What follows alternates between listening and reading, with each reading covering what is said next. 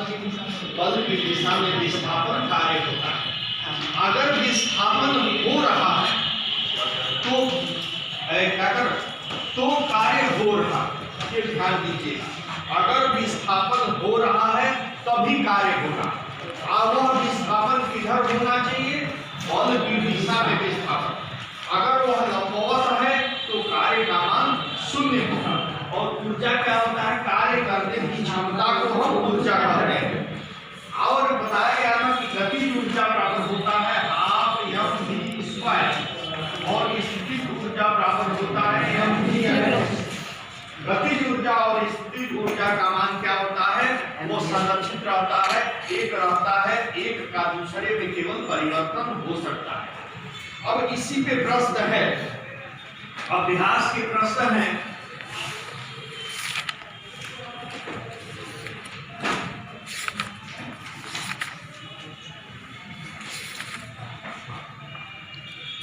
निम्न सूचीबद्ध क्रियाकलापों को ध्यान से पढ़िए और अपने कार्य शब्द की व्याख्या के आधार पर तर्क दीजिए कि कार्य हो रहा है। अब देखिए, आप दिमाग में रख लीजिए कि विस्थापन होगा तभी कार्य होगा। पहला है, सुमा एक तालाब में तैर रही है, कार्य हो रहा है। क्यों? क्योंकि सुमा के स्थान में परिवर्तन हो रहा है, कार्य हो रहा है। दूसरा, एक गधे ने अपनी पीठ पर बोझ उठा रखा है, कार्य नहीं हो रहा है क्योंकि वह उसको दिखाई नहीं दिया कि वो चल रहा है, विस्थापन नहीं हो रहा है। एक पवन चक्की कुएं से पानी उठा रही है, पानी नीचे से ऊपर आ रहा है, आसमान में परिवर्तन हो रहा है, इसलिए कार्य हो रहा है। एक हरे पौधे में प्रकाश संश्लेषण की प्रक्रिया हो रही है, तो यह कार्य नहीं हो रहा है, इसका कोई प्रमाण नहीं मिल रहा है। एक इंजन ट्रेन को खींच रहा है, कार्य हो रहा है। अनाज के दाने सूर्य की धूप से सूख रहे हैं, कार्य नहीं हो रहा है, अनाज के दाने अपनी जगह पर हैं। हाँ, एक पाल नाव पवन ऊर्जा के कारण गतिशील है, कार्य हो रहा है। हो गया? विस्थापन में परिवर्तन कार्य का होना दर्शाता है। अब चलिए दूसरा, एक पिंड को धरती से किसी कोण पर फेंका जाता है, यह एक वक्र पथ पर चलता है और वापस धरती पर जा गिरता है। पिंड के पथ के प्रारंभिक तथा अंतिम बिंदु एक ही क्षैतिज रेखा पर है। पिंड पर गुरुत्व बल द्वारा किया गया कार्य, चूंकि जो बल लग रहा है गुरुत्व बल नीचे की तरफ कार्य कर रहा है और यह वृत्ताकार पथ पर चल रहा है, तो इसके बीच का कोण 90 डिग्री है, इसलिए यहाँ पर कार्य नहीं हो रहा है, कार्य नहीं हो रहा है। एक बैटरी बल्ब जलाती है, इस प्रक्रम में होने वाले ऊर्जा परिवर्तनों का वर्णन कीजिए। देखिए, एक बैटरी बल्ब जलाती है तो बैटरी में रासायनिक ऊर्जा होता है, यह बदलती है सबसे पहले रासायनिक ऊर्जा को किसमें? विद्युत ऊर्जा में। उसके बाद यह विद्युत ऊर्जा को किसमें? प्रकाश ऊर्जा में बदलती है और प्रकाश ऊर्जा को ऊष्मीय ऊर्जा में बदलती है। इन प्रक्रमों के अंतर्गत एक बैटरी से बल्ब जलता है।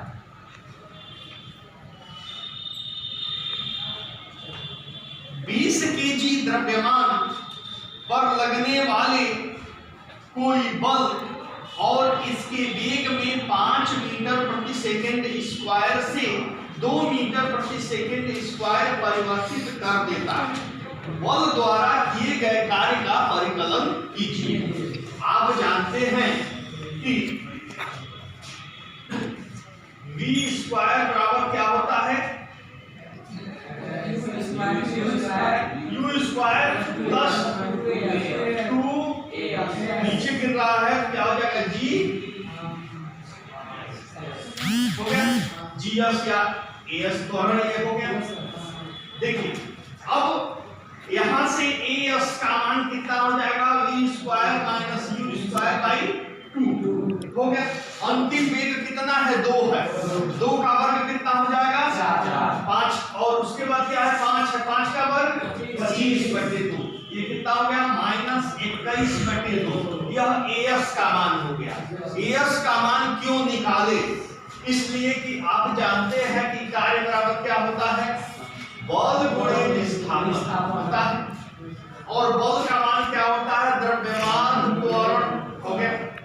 इसका मान तो आप निकाल दिए, इसीलिए एस का मान हम निकाले हैं, और m का मान कितना है 20 है, और एस के जगह पर माइनस 21/2 रख लीजिए, 2 से 10 ये कितना हो गया माइनस 210, और कार्य की इकाई जूल, कार्य की इकाई। तो कहीं ना कहीं एस निकालना पड़ता है। 10 केजी द्रव्यमान का एक पिंड मेज पर ए बिंदु पर रखा है, इसे बी बिंदु तक लाया जाता है। यदि ए तथा बी को मिलाने वाली रेखा क्षैतिज है तो पिंड पर गुरुत्व बल द्वारा किया गया है। वह मेज पर है, वह वस्तु मेज पर है और गुरुत्व बल द्वारा किया गया कार्य नीचे, ये कितना हो जाएगा 0। आप जानना है गुरुत्व बल द्वारा किया गया कार्य क्षैतिज दिशा में चल रहा है, उसके लंबवत गुरुत्व बल नीचे की तरफ कार्य करता है। तो जब 90 अंश होगा तो cos 90 का मान 0 होता है, इसलिए किया गया कार्य 0 होता है।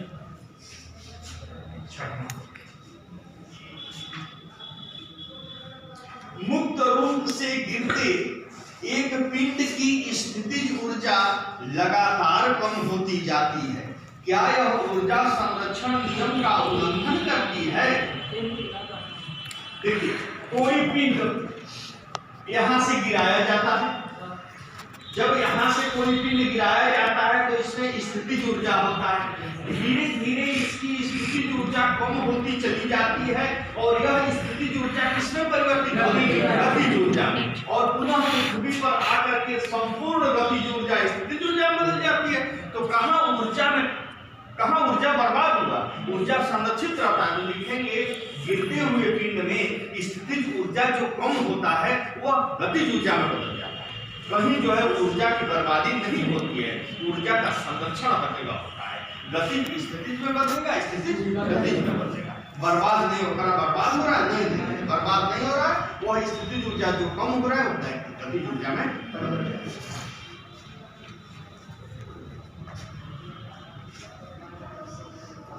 जब आप साइकिल चलाते हैं तो कौन से ऊर्जा का रूपांतरण होता है? साइकिल चलाते हैं तो आपके पास पेशीय ऊर्जा है, और उस पेशीय ऊर्जा का उपयोग करके साइकिल को क्या करते हैं, गति देते हैं। तो इसमें पेशीय ऊर्जा को किसमें बदलते हैं, गतिज ऊर्जा में बदलते हैं। तो इसका उत्तर हो गया पेशीय ऊर्जा को हो गया। अपनी सारी शक्ति लगाकर एक बड़ी चट्टान को ढकेलना चाहते हैं और इसको हिलाने में असफल हो जाते हैं, तो क्या इस अवस्था में ऊर्जा का स्थानांतरण होता है? आपके द्वारा व्यय की गई ऊर्जा कहाँ गई? बहुत बड़ा पत्थर है, उसको आप हिला नहीं पाए, तो आप तो ऊर्जा दिए, ऊर्जा कहाँ गई? वह ऊर्जा जो है पत्थर तथा पृथ्वी के बीच जो घर्षण बल है उसी को हटाने में व्यय हो गया। मतलब वह ऊर्जा कहाँ गई?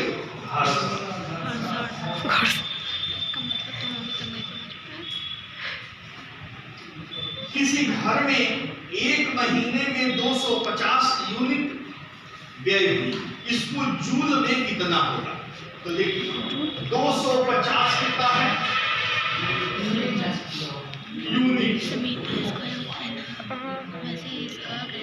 250 यूनिट व्यय होगा, इसको जूल में बदलिए। आपको बताए थे कि एक यूनिट में कितना जूल होता है? 1000 गुणे 3600 लिखे थे, तो 3.6 गुणे कितना होगा? 10 पर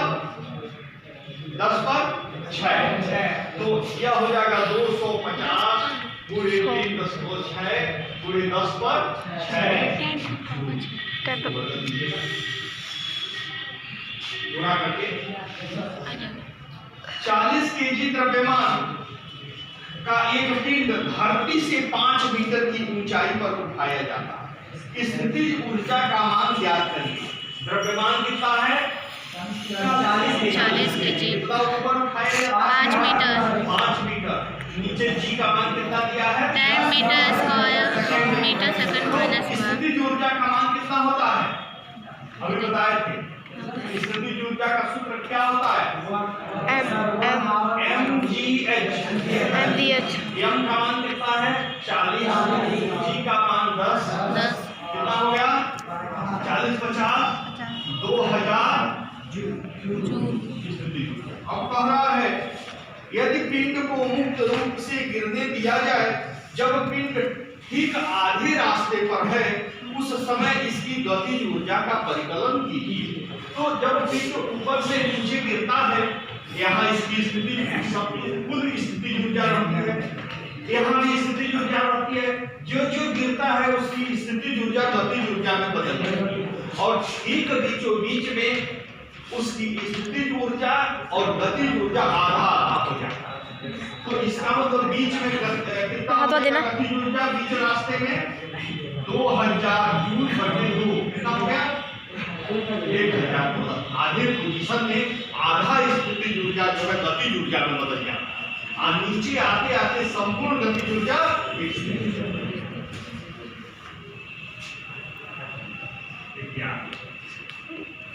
पृथ्वी के चारों ओर घूमते हुए किसी उपग्रह पर गुरुत्वीय बल द्वारा किया गया कार्य।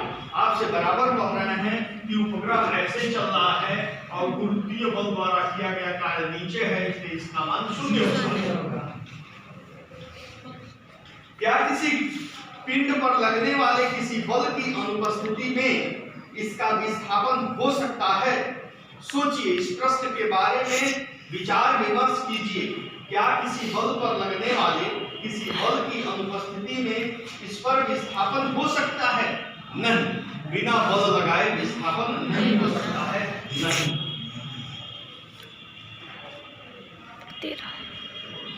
कोई मनुष्य भूसे की गट्टर अपने सिर पर 30 मिनट तक रखे रहता है और थक जाता है, कुछ कार्य किया? नहीं। क्या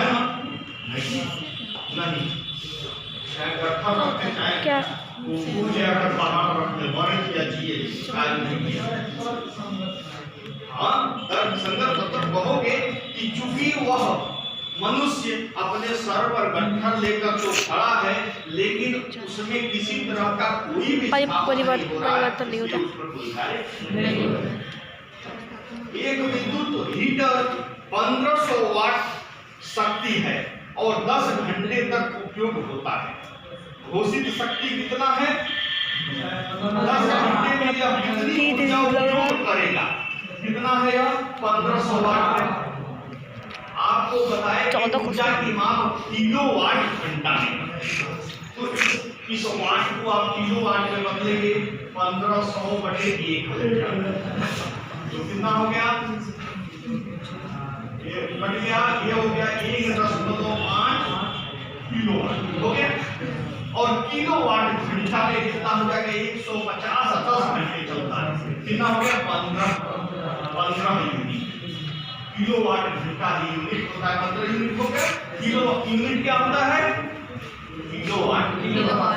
किलोवाट और घंटा 10 घंटे में जलाया जा रहा है, तो 15 यूनिट बिजली खर्च।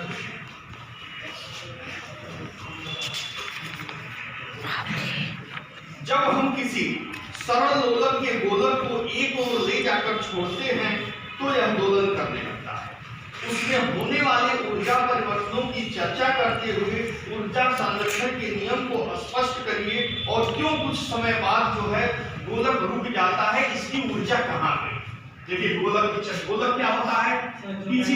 किसी गोले को किसी डोरी में बांधकर हम किसी कांटी से या किसी से लटका, तो इसको हम कहते हैं गोलक।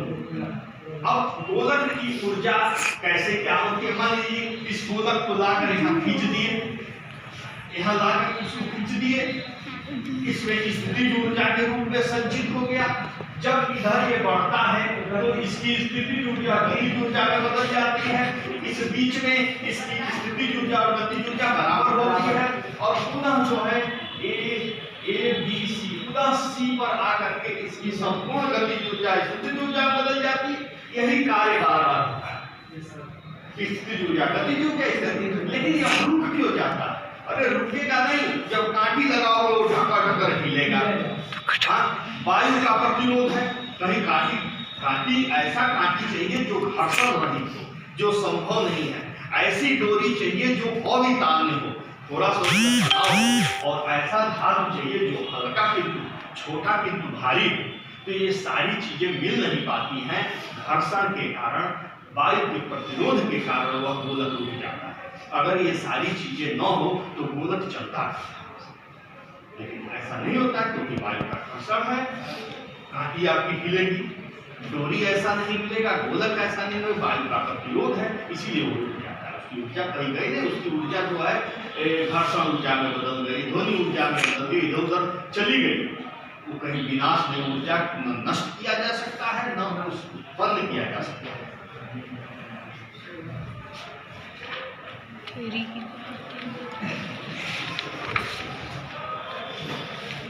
यम द्रव्यमान का एक पिंड भी वेग से गतिशील है। पिंड पर कितना कार्य करना चाहिए? देखिए हाफ एम वी स्क्वायर जानते हैं ना, यम द्रव्यमान की वस्तु भी वेग से गतिमान है तो उसकी ऊर्जा हो गई हाफ एम वी स्क्वायर। यही हाफ एम वी स्क्वायर उसकी ऊर्जा हो गई और उसको विरामावस्था में लाने के लिए इतना कार्य करना, इतना जूल कार्य करना। 1500 केजी द्रव्यमान की कार को जो 60 किलोमीटर प्रति घंटा के वेग से चल रही है, रोकने के लिए किए गए कार्य का परिकलन देखिए। आपका यू दिया है 60 किलोमीटर प्रति घंटा, दिया है ना। किलोमीटर प्रति घंटा को मीटर प्रति सेकंड में बदलेंगे, कितने से गुणा करेंगे? किलोमीटर प्रति घंटा को मीटर प्रति सेकंड में बदलने के लिए कितने से गुणा करते हैं? 5/18। क्यों? क्योंकि किलोमीटर 1000 और घंटा को सेकंड में 3600, 1000/3600 काटेंगे तो यह 5/18। तो यह हो गया 60 गुणे 5/18, 60 गुणे 5/18 और ये हो गया 50/3 मीटर प्रति सेकंड। प्रारंभिक वेग हो गया, अंतिम वेग रोकने के लिए 0 हो गया। इस सूत्र से जो आपको बताए थे कि v स्क्वायर बराबर u स्क्वायर प्लस s है ना, इससे as आप निकाल लेंगे, v का मान 0, as निकल जाएगा। इससे आप क्या करेंगे? as निकालेंगे, as निकल जाएगा। उसके बाद दिए गए कार्य की गणना करने के लिए क्या करते हैं? w बराबर एफ एस या M A S, M A S. द्रव्यमान एम का मान 1500 केजी दिया है और यहाँ से ए एस निकाल लेंगे, उसमें रख देंगे। इसके पहले इस तरह का प्रश्न बनाए, अभी इसके पहले पहला ए एस रख देंगे और एम का मान दिया है, दिए गए कार्य की गणना कर लेंगे कि नहीं? दिए गए कार्य की गणना कर लेंगे। 18वें प्रश्न में आप चित्र देखिए, पहला जो है वो रुका, तो कार्य का मान क्या होगा? 0। दूसरा तीर लगाया है धन दिशा में तो यह धनात्मक होगा और तीसरा दूसरे तरफ बल लगाया जा रहा है तो यह ऋणात्मक होगा। 0 धन और ऋण। सोनी कहती है कि किसी वस्तु पर त्वरण 0 हो सकता है चाहे उस पर किसी प्रकार का कोई बल लगाए। देखिए अगर किसी वस्तु पर कोई बल लगाने से उसके स्थान में कोई परिवर्तन नहीं है, मान लीजिए 50 बल किसी वस्तु पर लगे और उसके स्थान में कोई परिवर्तन नहीं है, इसका मतलब वह संतुलित है और उस पर नेट बल क्या होगा? 0 होगा। नेट बल 0 होगा। जब बल 0 होगा तो त्वरण भी 0 हो जाएगा, क्योंकि बल बराबर द्रव्यमान गुणे त्वरण, बल बराबर द्रव्यमान गुणे त्वरण। नेट बल 0 हो जाएगा, कई बल लगेंगे तो त्वरण भी 0 होगा। अब 4 युक्तियां और 2 प्रश्न और है, उसको बता देंगे। 4 युक्तियां जिनमें प्रत्येक की शक्ति 500 वाट है, 10 घंटे तक उपयोग में लाई जाती है। इनके द्वारा व्यय ऊर्जा को किलोवाट घंटा में परिवर्तित करिए। तो पहले जो शक्ति है, शक्ति कितना है? 500 वाट। तो 500 वाट को आप किलोवाट में बदलिए। क्या करेंगे?